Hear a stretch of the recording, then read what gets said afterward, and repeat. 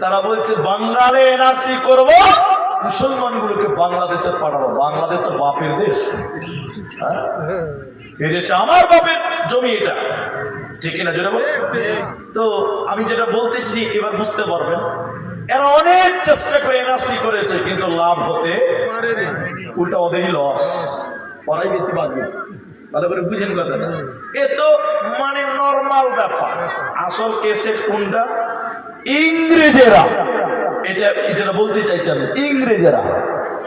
ইংরেজদের প্রথম স্লোগান ছিল ওলামা কোতারো, তারপরে স্লোগান ছিল মুসলমানও কোতারো।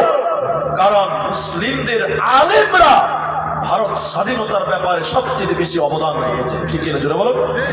তারা বলেছিল ওলামা কেতারো, মুসলমানও কোতারো। এখন আপনারা সবাই বলুন, ইংরেজেরা মুসলমান তাড়তে পেরেছে না বাবা ওরাই পালিয়ে গেছে? একবার বলবেন না নারাই তাকবীর। আমাদেরকে তারও বলেছিল ইংরেজেরা আমাদের থাকতে পারেনি, এই দেশ থেকে পালিয়ে গেছে। আজকেও যারা বলছে এনআরসি করবো, চলমান সভার যোগ্যতম সভাপতি, স্টেজে ওলামায়ে কেরাম, অতিথিবৃন্দ, সামনে বসে থাকা দিনদার ইমানদার মুমিন ভাই সকল, দুয়ার কান্টারি মুরব্বী সমাজ, স্নেহের কচি কাঁচা, পর্দার অন্তরালে বসে থাকা মুমিনা সলেহা মা ও বোনেরা, প্রাণ প্রিয় গোয়ালনাগড়া গাজল মালদাবাসী, প্রশংসা সেই মহান মনিবের দরবারে যে মহান মনিব আমাদেরকে এই গভীর রাত্রিতে এক মাদ্রাসা কেন্দ্রিক আয়োজিত মাহফিলে বসিয়ে কোরআন এবং হাদিসের আলোচনা করা, আপনাদের শ্রবণ করা, যিনি তৌফিক ইনায়াত করেছেন সেই মহান মনিবের দরবারে শুকরিয়া আদায় করি। আমরা সকলেই একবার বলি আলহামদুলিল্লাহ। দরুদ ও সালাম বর্ষিত হোক সরকারে কায়নাত তাজদারে মাদানী নবী কুল শিরোমণি ইমামুল আম্বিয়া, নবী মক্কি, নবী মাদানী, নবী আহমদ, নবী মুহাম্মদুর রাসূলুল্লাহ সাল্লাল্লাহু আলাইহি ওয়াসাল্লাম। আল্লাহুম্মা আমিন, আল্লাহুম্মা সাল্লি আলাইহি, আল্লাহুম্মা বারিক আলাইহি। মোহতারাম ভাইও, আজিজ ও বুজুর্গ দোস্ত, আমি কোরআনুল কারীম সূরা বালাদ থেকে দুটি আয়াত এবং হাদিসে নববী থেকে সহিহ বুখারী থেকে একটি হাদিসের টুকরো পাঠ করেছি। উল্লেখিত আয়াত এবং হাদিসকে কেন্দ্রবিন্দুর মধ্যে রেখে স্বল্প সময়ে কিছু কথা বলবো, যদি আল্লাহ তৌফিক দেন তো। আলাইহি তাওয়াক্কালতু ওয়া ইলাইহি উনীব।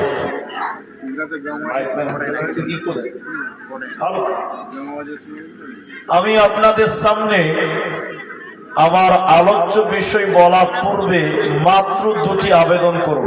আপনাদের উঠতেও বলবো না আর বসতেও বলবো না, যেমন আছেন তেমনই থাকেন। আবেদন হলো, আমি আপনাদেরকে কিছু কথা জিজ্ঞাসা করতেই থাকি, একটু পরে পরে আপনারা মুখ খুলে উত্তর দেবেন। একবার বলুন ইনশাআল্লাহ। সবাই বলুন একবার ইনশাআল্লাহ। আপনি যদি কথা বলেন তাহলে আমার বুঝাতে সুবিধা হবে আর আপনার বুঝতে সুবিধা হবে, তাই আপনি কথা বলবেন, আমি যখন জিজ্ঞাসা করব তখন। দ্বিতীয় কথা, আপনারা 10 মিনিট টাইম একদম চলাচল বন্ধ করেন। আমি মূল আলোচনায় যাওয়ার পূর্বে কেউ উঠবেন না, এই দুটি আপনাদের কাছে আবেদন করলাম। আজকে আপনাদের সামনে শুধুমাত্র কোরআন, অনলি ফর কোরআন সম্পর্কে কিছু কথা তুলে ধরবো ইনশাআল্লাহ। যুগে যুগে কালে কালে বিভিন্ন মানুষ কোরআনের বিরুদ্ধে চলেছে, বলেছে, লিখেছে। আজকের সময়েও পৃথিবীতে অনেক মানুষ যারা কোরআনের বিরুদ্ধে বলে, কোরআনের বিরুদ্ধে চলে, কোরআনের বিরুদ্ধে চক্রান্ত করে। ঠিক বললাম না? এখানে বলে করে। শুধু এটা অমুসলিমদের ভিতরে নয়, বরং আপনার ঘর আমাদের ভিতরেও অনেক মানুষ তলে তলে কোরআনের বিরুদ্ধে কথা বলে। আমি ঠিক বললাম না? নাই বলে। তার অনেক কারণ। আল্লাহ তাবারাক ওয়া তাআলার তরফ থেকে মানব জাতির জন্য নিয়ামত কোরআন। অথচ আমরা মুসলিম কোরআনের ইতিহাস জানি না, কোরআনের অস্তিত্ব জানি না, কোরআনের হিস্টোরি জানি না, কোরআন কেন এসেছে সেটাও জানি না। অথচ আমরা বুক বড়াই করে বলি আমরা মুসলমান। ঠিক বললাম না? নাই বলে। এখানে যদি চিরুনি তল্লাশি করা হয় যে কতজন মানুষ কোরআন জানেন, বেশিরভাগ মানুষ বলবে যে আমি কোরআন পড়তে পারি, অথচ সেও মুসলমান। অথচ কি? সেও মুসলমান। আজকে মাদ্রাসার ক্যাশিয়ার বলুন, মসজিদের সেক্রেটারি বলুন, মসজিদের সভাপতি বলুন, এত বড় দায়িত্ব পেয়েছে, ভদ্রলোক নিজেই কোরআন পড়তে পারে না। ঠিক আছে না? হ্যাঁ না বলেন? আচ্ছা, আজকে কোরআনের ইতিহাস আমরা জানি না, জানার চেষ্টাও করি না। অথচ আমরা মুসলিম হিসাবে আমাদের কোরআন সম্পর্কে জ্ঞান রাখাটা প্রথম জরুরি কাজ ছিল আমাদের জন্য। অথচ আমরা কোরআন জানি না। চলুন কোরআনের ইতিহাস কোরআনের কাছ থেকে জানতে হবে, কোরআনের অস্তিত্ব কোরআনের কাছ থেকে জানতে হবে। চলুন কোরআনের পরিচয়টা আমরা কোরআনের কাছ থেকে জেনে নেই। কোরআনকে প্রশ্ন করবেন, কোরআন একটা একটা করে আপনার প্রশ্নের উত্তর দিবে। একবার বলুন সুবহানাল্লাহ। কোরআন জবাব দিবে, আপনি অবাক হয়ে যাবেন। চলেন কোরআনের ইতিহাস, কোরআনের পরিচয়টা আমরা একবার জেনে নেই। কোরআনকে বলেন, কোরআন তুমি কোথায় এসেছো তুমি বলো, কোন জায়গাতে এসেছিলে তুমি বলো। কোরআন তার জবাব দিয়েছেন। কোরআন বলে, লা উকসিমু বিহাযাল বালাদ। কোরআন বলছেন আমি তো এখানে শহর কেন্দ্রিক নাজিল হয়েছি বান্দা। ওই দুইটি শহর গাজল বালুরঘাট নয়, গাজল মালদা নয়। ওই দুইটি শহর কোরআনী স্থান পেয়েছে। একটা মক্কা মুকাররমা, অপরটি মদিনা মুনাওয়ারা। কোরআনে যত সূরা আছে কোনটা মক্কাতে কোনটা মদিনাতে আল্লাহ অবতীর্ণ করেছে। কোরআনকে দ্বিতীয়বার জিজ্ঞাসা করেন, কোরআন তুমি কোন জায়গা থেকে মক্কা মদিনায় তোমার আগমন হয়েছিল বলো। কোরআন বলছে, বাল হুয়া কোরআনুম মাজিদ ফি লাওহিন মাহফুজ। আমি লাওহে মাহফুজ থেকে দীর্ঘ 23 বছর সময় নিয়ে মক্কা মদিনাতে আমার আগমন হয়েছে। এবার কোরআনকে বলেন, কোরআন তুমি কখন এসেছ তুমি বলো, কোন দিনে তোমার আগমন হয়েছে বলো। কোরআন বলছে, শাহরু রমাদানাল্লাযী উনজিলা ফীহিল কোরআন। কোরআন বলছে, বান্দা আমি রমজান মাসে পৃথিবীতে এসেছি মুসলমান, আমার রমজান মাসে পৃথিবীতে আগমন হয়েছে। কোরআনকে জিজ্ঞাসা করেন, কোরআন রমজান মাসে তুমি কখন এসেছিলে, দিনে না রাতে, সকাল না বিকাল বেলা? কোরআন বলছে ইন্না আনজালনাহু লাইলাতুল কদরে। কোরআন বলছে আমি রমজানের শেষের 10 দিনের বিজুর রাত্রিতে আমার আগমন হয়েছে, অতএব আমি রাতের বেলায় এসেছি মুসলমান।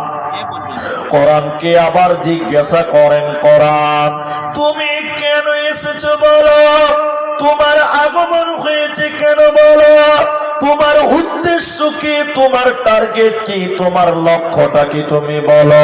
কোরআন বলছে হুদাল লিন্নাস, আমি মানুষকে হিদায়াত দেওয়ার জন্য এসেছি বান্দা। কোরআন মানুষকে হিদায়াত দেওয়ার জন্য, অবাইয়িনাতিন মিনাল হুদা ওয়াল ফুরকান, মানুষকে জান্নাতের রাস্তা দেওয়ার জন্য, হিদায়াতের রাস্তাটা দেওয়ার জন্য পৃথিবীতে কোরআন আল্লাহ দিয়েছে। অতএব মুসলমান, এই কোরআন থেকে তুমি হিদায়াত গ্রহণ করো। এই কোরআন তোমাকে হিদায়াত দেওয়ার জন্য এসেছে। আপনারা যারা আছেন একটু মুখ খুলেন আমার সঙ্গে বলেন, তাহলে কোরআন পৃথিবীতে এসেছে কেন? এতটি লোক মুখ খুলেন, কিসে লেগে এসেছে? হিদায়াতের জন্য। কোরআন দেন আমাকে। কিন্তু অনেক মানুষ এই কোরআন দিয়ে ব্যক্ত করে, এই কোরআন দিয়ে হেদায়েত গ্রহণ করে না, এই কোরআন থেকে হেদায়েত নেয় না। অনেক মানুষ এই কোরআন দিয়ে তাবিজ ব্যবহার করে। তাবিজ আপনারা একটু মুখ খুলে বলেন, তাবিজ দেখেছেন কিনা আপনারা? তাবিজ দেয় না? আচ্ছা, তাবিজ দিছে কি দিছে না? হ্যাঁ বলেন, কে দিছে ভাই? আস্তে করে বলছে মুরগিরাই দিছে। এতটি মুরগি আছে, এদের নামটা বলে দিব? সব মুরগিতে আবার দেয় না। সব মুলবিরা কি দেয়? সব দেয় না, কিন্তু মুলবিরাই দেয়, এটা ঠিক। যদিও আপনারা বলতে সাহস পান না। আর আপনাদের মতন কিছু পাবলিক আছে, ওরা মনে করে মুলবিদের তাবিজের খুব ভালো গুণ আছে, কিছু মনে করে। হ্যাঁ না বলে না? আগামী কালকে মাধ্যমিক পরীক্ষা হবে। আগামী কালকে কি পরীক্ষা আছে? মাধ্যমিক পরীক্ষা আছে। এটা বহুত পুরাতন একটা কথা আপনাকে শোনাবো, একটু শোনেন। বহুত পুরাতন কথা। তখন আমি ছাত্র ছিলাম এবং খুব ছোট ছেলে, এদের মতন বাচ্চা ছিল। শোনেন কথাটা, শোনেন। মাগরিবের নামাজের পর হেড মুলবির ঘরে বসে বসে ফার্সি পড়ছিলাম। একটা ছেলে মাদ্রাসাতে এসেছে, এসে কি বলছে? মাদ্রাসাতে এসে বলছে, মুলি সাহেব একটা তাবিজ দিতে হবে। তো মুলি সাহেব বলছে যে 501 টাকা লাগবে। কত লাগবে আপনারা বলুন? 501 টাকা। ও বলছে যে হ্যাঁ দিব। কিসের তাবিজ নিবি? বলছে মুলি সাহেব আমি মাধ্যমিক পরীক্ষা দিব, আমার মাথায় পড়া মনে থাকে না, আপনি এমন একটা তাবিজ দেন যেন আমার পড়া খুব মনে থাকে, মাধ্যমিকে যেন ভালো নাম্বার করতে পারে। মুলি সাহেব বলছে 500 টাকা লাগবে। কত লাগবে আরেকবার বলেন? 501 টাকায় যদি মাধ্যমিকে ভালো রেজাল্ট পাওয়া যায়, 500 টাকা দিতে কারো অসুবিধা আছে? কোনো অসুবিধা হবে না। এবার আমার দিকে বলছে ঠিক আছে তাই দিব, আমার দিকে খালি লক্ষ্য করে। হেড মুলবি আর আমরা তালবিলিম কত চালা, কত ভালো করে জানেন তালবিলরা কত ফাস্ট। মুনি সাহেব তাবিজ লিখছে, দেখেন ও তাবিজ দেখছে আর আমরা টেরা চোখে দেখছি যে কি লিখছে, একটু দেখে নিই, আমরা শিখে নিই। ভালো করে দেখাই না আমাদের বাবা, লোকটা মারা গেছে, ওই মৌলানা সাহেব মারা গেছে, তো লিখছে, আমরা দেখছি। লেখার পর বলছে বাবা তুই বস, এখানে বস। ওর সামনে তাবিজটা এমনি ভুগা দিয়ে ঝাড়ছে। কি বলছে? এত জোরে জোরে ফু দিচ্ছে, তো আমি মনে মনে ভাবছি সালা ইংরেজিতে মনে হয় দোয়া টোয়া পড়ছে। তাবিজটা এখানে বেঁধে দিয়েছে, বানার পর বলছে 501 টাকা দিয়েছে। শোন তুই আজ থেকে একটু রাত জেগে মন দিয়ে পড়াশোনা করবি, তোর পড়া মনে থাকবে। তাবিজ এখানে বেঁধে দিয়েছে। এরপর থেকে পরীক্ষা পর্যন্ত রাত জেগে জেগে মন দিয়ে পড়েছে, মাধ্যমিকে ফার্স্ট ডিভিশনে পাস করে নিয়েছে। ও খ্যাপা গোটা এলাকাতে বলে বেড়াচ্ছে আবে হেড মুলবির তাবিজের কি পাওয়ার, ফার্স্ট ডিভিশনে পাস। আচ্ছা আপনারা বলেন তাবিজের পাওয়ারে ফাঁস হলো না মেহনতের ফলে? রাত থেকে থেকে পড়েছে বলেই তো পাস হলো। ওইটা বুঝতে পারেনি, গোটা এলাকাতে বলে বেড়াচ্ছে হেড মুলবির তাবিজের কি পাওয়ার রে, ফার্স্ট ডিভিশনে পাস। তো লোক ভাবছে তো ঠিকই তো রে, ও তো পড়াই মনে থাকে না, তাও ভাবছে মিশনে পাস, নিশ্চয়ই মুলবির তাবিজে মনে হয় কিছু কারিশমা আছে। আচ্ছা আপনারা তো কিছু বুঝেন, আচ্ছা মুলবির তাবিজের কোনো বরকত না নিজে মেহনতের বরকত? মেহনতের বরকত। তাহলে কোরআন কেন আরো কিছু দিয়ে যদি তাবিজ দেন, ওতে কোনো বরকত হবে? কোরআন থেকে নিতে হবে হেদায়াত। সবাই বলুন কি বললাম? হেদায়াত।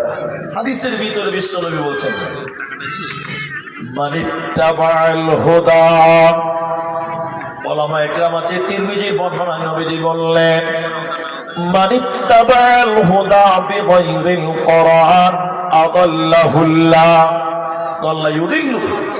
কোরআন বাদ দিয়ে যদি কেউ, এই কোরআন বাদ দিয়ে যদি কেউ অন্য কোথাও হিদায়াতের জন্য যায়, ও তো হিদায়াত পাবে না, বরং আল্লাহ নিজে তাকে গোমরা করবে, আল্লাহ নিজে তাকে পথভ্রষ্ট করবে।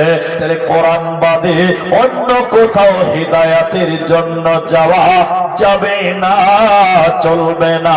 তাই কোরআন বলছে হুদাল লিন্নাস, এই কোরআন মানুষের জন্য হিদায়াত। কোরআনে অন্য জায়গায় আল্লাহ বলেন সূরা আনফালের 2 নম্বর আয়াত আল্লাহ বলেন কোরআন এমনই একটা কিতাব وَإِذَا تُلِيَتْ عَلَيْهِمْ آيَاتُهُ زَادَتْهُمْ ঈমানা। যখন কোন মুমিন কোরআন তেলাওয়াত করে তখন মুমিনের ঈমান বেড়ে যায়। মুমিন যখন কোরআন তেলাওয়াত করবে রে তখন মুমিনের ঈমান বাড়বে, কিন্তু বেঈমানের ঈমান বাড়বে না। প্রসঙ্গ নিয়ে এলো তাই বলছি, আপনারা যারা আছেন একটু মুখ খুলে বলেন, সবাই বলবেন ওয়াসিম রিজভির নাম শুনেছিলেন তো আপনারা? শোনেননি আপনারা? ওই লোকটা মুসলমান ছিল, এখন আর মুসলমান নাই। যেদিন ইসলাম থেকে বের হয়ে যায়, খারিজ হয়, আমার দিকে দেখেন, কোরআন হাতে নিয়ে বলেছিল এই কোরআন থেকে 26টা আয়াতকে কেটে বাদ দিয়ে দিতে হবে। বলুন নাউজুবিল্লাহ। আচ্ছা, ও 26টা আয়াতকে রেকর্ড করেছে, চিহ্নিত করেছে। এখন আপনাদেরকে যেটা জিজ্ঞাসা করছি, ভাই আপনারা মুখ খুলছেন একটু, সবাই বলেন, তাহলে ও কোরআনটা পড়েছে কি পড়ে নাই? এতগুলো লোক কথা বলে দেবে ভাই, খালি ভোট আসবে, পঞ্চায়েতের ভোট আমাদের মাইককে ফেল করে দিচ্ছে। এখন একটু কথা বলতে বলছি তো মুখে কথা বাড়ায় যে ভাই, তাহলে ও কোরআন পড়েছে কি পড়েনি? পড়েছে। অথচ ও তো ঈমান পেল না, বড় বেঈমান হলো। আর আল্লাহ কোরআন বলছেন যাদাতুহুম ঈমানা, তখন তার ঈমান বাড়বে। তো ওর ঈমান বাড়লো না কেন? সবার ঈমান বাড়বে না, এটা বুঝার চেষ্টা করেন। সবার ঈমান বাড়বে না। যেমন আপনি বুঝেন, রাস্তাতে টুকটুকি চলছে, টুকটুকি, আপনারা টুকটুকি বুঝেন তো? টুকটুকি তো বলেন নাকি? টোটো? আচ্ছা, আমাদের দিকে বলে পিলপিলি, ওটা শিখে নেওয়া ভালো। পিলপিলি বলে। তো এই টোটো বা পিলপিলি যাই বলেন, ওটা ব্যাটারিতে চলে, তাই না? এখন একটা দোকানি ব্যাটারি চার্জ করে, মোটা মোটা বড় বড় ব্যাটারি চার্জ করছে দোকানে বারান্দাতে। আর একটা খ্যাপা মানে পাগল, বুদ্ধি টুদ্ধি নেই, ও ব্যাটারি দিকে বড় বড় করে দেখছে। আর দোকানি বলছে, দোকানি ভাই এই প্লাস্টিক গুলোতে কি হচ্ছে ভাই? কত খ্যাপা ব্যাটারি প্লাস্টিক। দোকানি দেখছে খ্যাপার সঙ্গে আর টাইম পাস করে লাভ নাই। দোকানি ঠাট্টাস বাংলাতে বলে দিচ্ছে, এই খ্যাপা, এই প্লাস্টিকের ভিতরে কারেন্ট ভরছি রে, বাড়িতে লাইট জ্বালাবো, ফ্যান চালাবো। খ্যাপা গাল চুলকাতে চুলকাতে বলছে, প্লাস্টিকেও কারেন্ট ভরা যায় ভাই? তো বলছে হ্যাঁ যা। তোর খ্যাপা তাড়াতাড়ি বাড়ি দিয়ে বলছে, তাহলে আমার বাড়িটার অন্ধকার কেন থাকবে? আমার বাড়ি তো বড় বড় বালতি আছে প্লাস্টিকের, ওগুলোতে খালি কারেন্ট ভরেলেই চলে আসে। কথা বুঝতে পারছেন? খ্যাপা বড় বড় প্লাস্টিকের বালতি নিয়ে দোকানের সামনে দিয়ে বলছে, দোকানি ভাই আমার প্লাস্টিক খালি কারেন্ট ঢুকিয়ে দাও তো, বাড়িতে লাইট জ্বালাও। দোকানি ভয়ে ভয়ে বলছে, ভাই তোর প্লাস্টিকে কারেন্ট ঢুকবে না। খাপা তখন বলছে, কোথাও মারবো জানিস ভাই? তুই বললি এমনি প্লাস্টিকে কারেন্ট হচ্ছে, আমার বেলায় ঢুকবে না, ফাইজলামো করছি তোমার সাথে, তাড়াতাড়ি কারেন্ট ভর। দোকানি ভয়ে চরচর করে কাঁপছে, খাপা কোথাও মারবে, ওর আবার বিচার টিচার হবে না। খাপার বিচার কেউ করতে পারবে ভাই? এই তো বুঝাতে পারে না, বুঝতে পারে না। এমন সময় একটা পুলিশ এসে বলছে, থাম থাম থাম, এই পাগল খেপা, তোর প্লাস্টিকের বালতিতে কারেন্ট ঢুকবে না, চার্জ হবে না। দোকানের প্লাস্টিকে ব্যাটারিতে কারেন্ট ঢুকবে কেন? তোরটাই ঢুকবে না কেন? এই দুটিতে বিরাট বড় তফাৎ আছে। তফাৎটা কি? ব্যাটারির ভিতরে এসিড আছে, তামা আছে, পানি আছে, ইঞ্জিন আছে, মাল আছে। এর জন্য ওর ভিতরে কারেন্ট ঢুকবে, চার্জ হবে, ভলিউম বাড়বে, লাইট জ্বলবে, ফ্যান চলবে। আর তোর প্লাস্টিকের বালতির ভিতরে কিছুই নাই, হাওয়া আছে। কিয়ামত পর্যন্ত তার ভরে দিলে কিন্তু কারেন্ট ঢুকবে না। আল্লাহ কোরআনে বলে সবার ঈমান বাড়বে না। আল্লাহ শর্ত দিয়েছেন যে মুমিন হবে, যে ঈমানদার হবে, কোরআনকে বিশ্বাস করবে, আল্লাহর কালাম, এটা আল্লাহর গ্রন্থ, আল্লাহর দেওয়া নাজিলকৃত বিধান। এই বিশ্বাস করে যে কোরআন পড়বে, নেকির আশায় যে কোরআন তেলাওয়াত করবে, আমার আল্লাহ বলে ওর ঈমান বাড়বে, ওর ঈমান বেড়ে যাবে। অতএব কোরআন মানুষকে ঈমান দিতে পারে, কোরআন মানুষকে হিদায়াত দিতে পারে, এরই নাম কোরআন। তাই আল্লাহ তাবারাক ওয়া তাআলা সূরা বাকারা সূরা নাম্বার 2, পারা নাম্বার 2, রুকু নাম্বার 21, লাইন নাম্বার 12, আয়াত নাম্বার 177 এর মাঝখানে একটা শব্দ বলেছেন আল্লাহ। শব্দটা হলো ওয়াল কিতাব,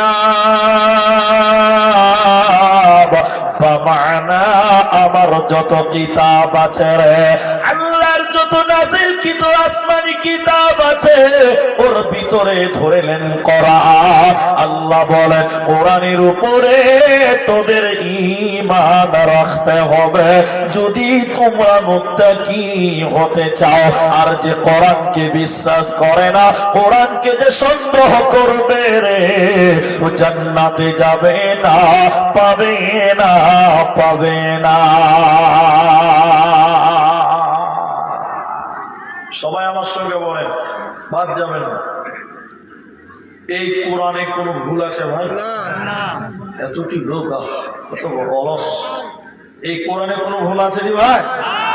নাই। আল্লাহ আল্লাহ বলছেন এই কিতাবটার মধ্যে তো ঈমান রাখতে হবে। কেন কেন কেন? এই কেন?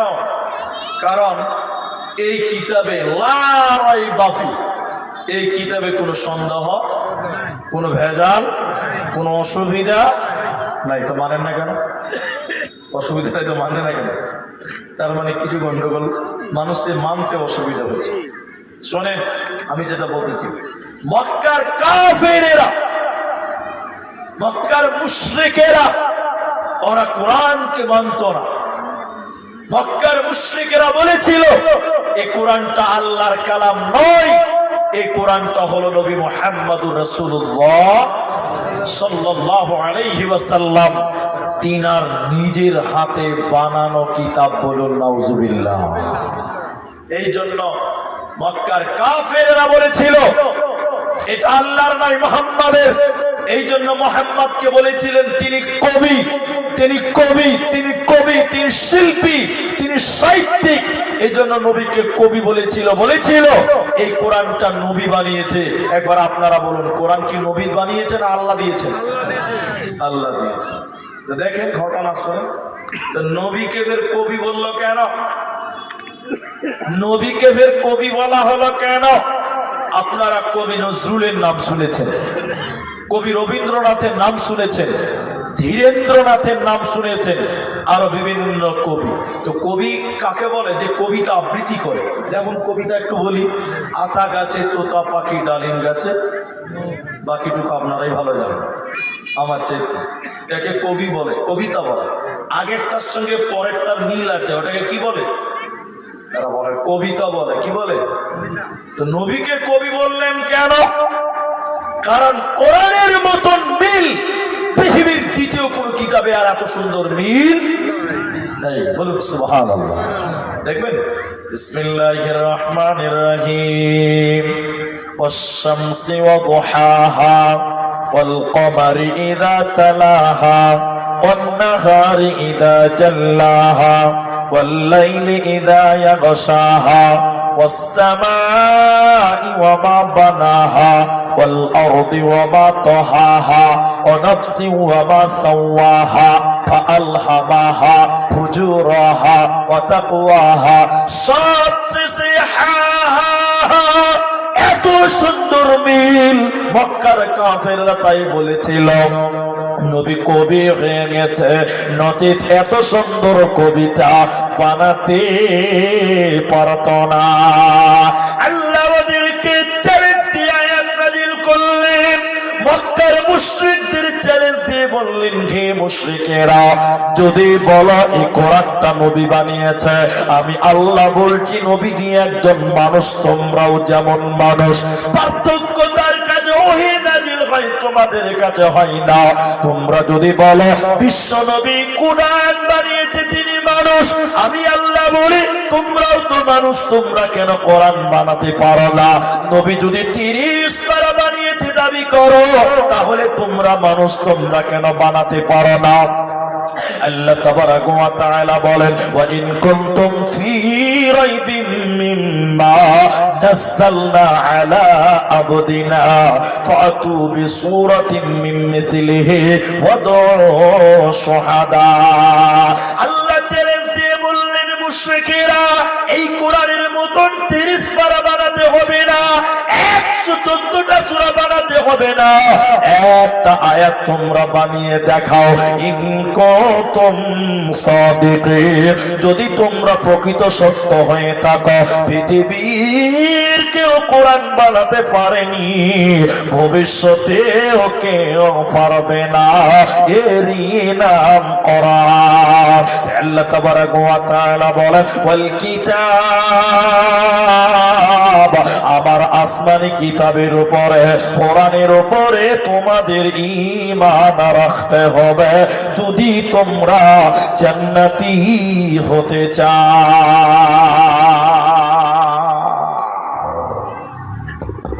আমার দিকে টেনশন কম।